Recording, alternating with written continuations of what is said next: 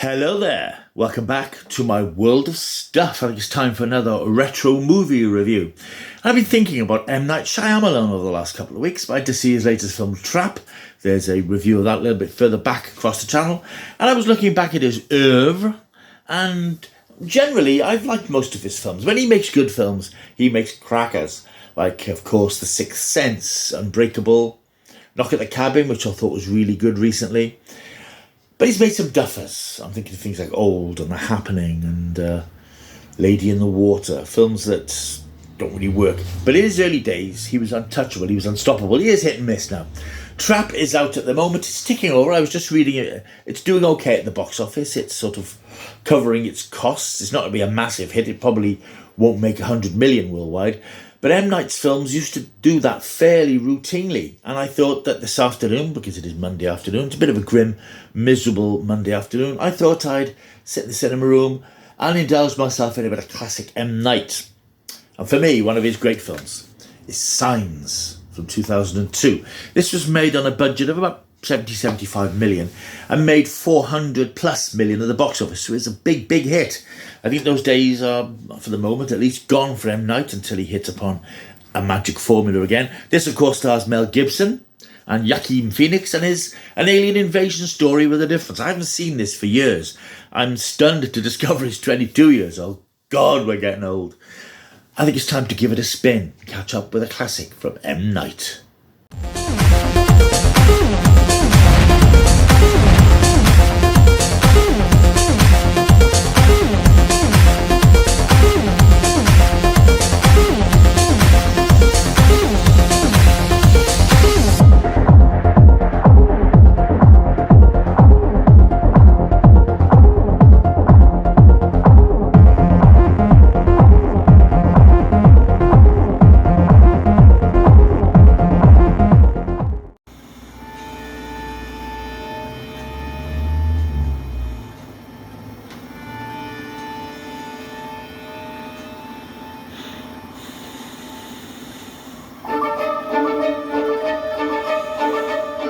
So I've just finished watching M. Night Shyamalan's Signs. What an interesting film. As I said, haven't seen this for years, and it's quite a dark and sombre piece with odd little shafts of humour here and there, which are quite interesting.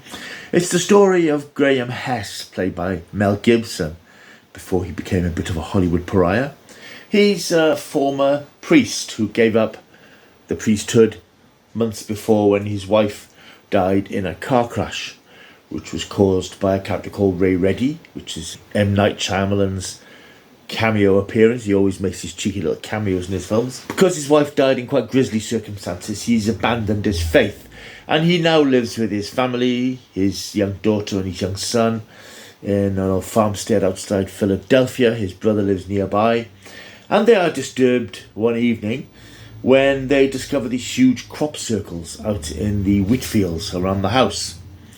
They're also disturbed when they hear that there are stories of similar crop fields appearing all over the world, and then by stories that there's an alien invasion. Aliens are being spotted. There are spectator reports, video clips, news reports of these typical grey type aliens which are being seen stalking about the place.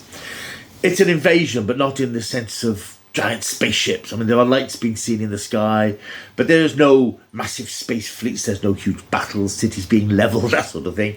It's quite a discreet arm's length invasion, particularly because we only ever see or hear about it from the very intimate domestic perspective of Graham and his family. And that's what makes it work, because it isn't a big bang bang shooty shooty science fiction epic, much as I like those. It's a story about people. It's a story particularly about faith, the loss of faith, and about parental responsibility, I suppose. Graham looking after his family, keeping them close to him while something very strange is going on. It's an interesting film. I don't know if it's quite as good as I remember, I will be honest. I don't often say that on this channel. It didn't grip me quite as much as it did when I saw it first of all, which is 20 odd years ago now. It's not one I revisited for a very long time, but it is quite plodding. It's willfully plodding. I mean, I think it's intentionally so. I think M. Night wanted to do the anti-Independence Day, and he's clearly done that here, because it's all about mood and atmosphere, not spectacle. And it's set in this one location, really in the house. There's a few other scenes out and about in different places, but largely it's set in Graham's house, which is quite foreboding and quite ochre. The colours are quite sort of overbearing and overpowering. So it's not a bright, colourful, sort of embracing film. It's all about mood and atmosphere and a sense of oppression and a sense of threat. There's something going on, and it is quite nice to see it from the perspective of people who aren't in the heart of it all. It's not about the military and the scientists trying to find out what's going on. It's about an ordinary family, a family that already has its problems and has already suffered. This is just the latest obstacle that they have to overcome as a family. Performances are really good, and we've got Abigail Breslin plays the daughter, Rory Culkin, brother of, plays the son. They're both very good. They're not affected, difficult, awkward performers that you sometimes get with kid actors, particularly British ones. American kid actors seem to be able to deliver performances rather than just stilted line deliveries as British child actors sometimes do. Mel Gibson's good. He has this cloak of tragedy draped over him. He's a man who's been torn apart by the loss of his wife. Unfortunate pun there, considering what happens to her. But yeah, he's carrying this, and because of what's happened, he no longer believes in God. He doesn't believe in the teachings of the church. He's lost his way.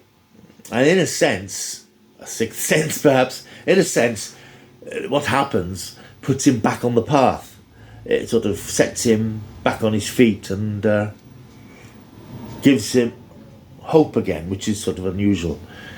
Joaquin Phoenix plays his brother. This is the pre-Joker Joaquin Phoenix, of course. He's very good.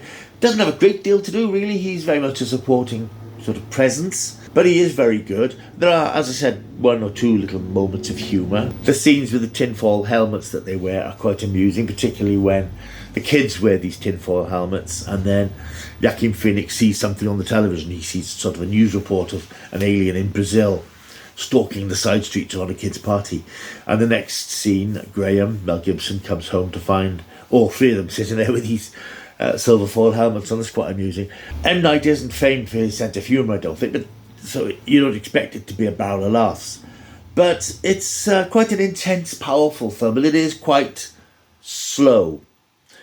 I know, obviously, I'd forgotten that it's quite slow, because as I said, it's years since I've seen it, but it didn't quite hit the spot with me today the way it has in the past. It's very well made, technically it's very good.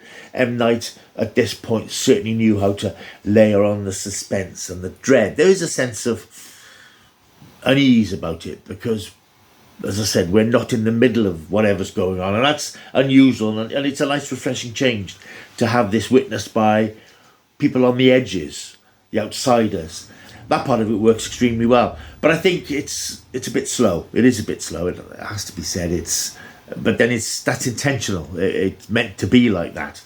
But maybe it's just an off day for me today. I didn't find it quite as powerful as I have in the past, and I've certainly seen it twice before. But there are bits where my attention wandered a little bit, and it sort of seemed to be taking a long time to get where it was going.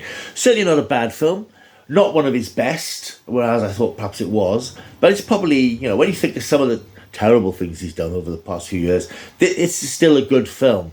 Well worth watching if you've not seen it. And if you're in the mood for a very different invasion film, then I would recommend Signs, available on Blu-ray, of course. It may well be on a streaming service. As I constantly say, I don't know what's on the streaming services. It's out there somewhere.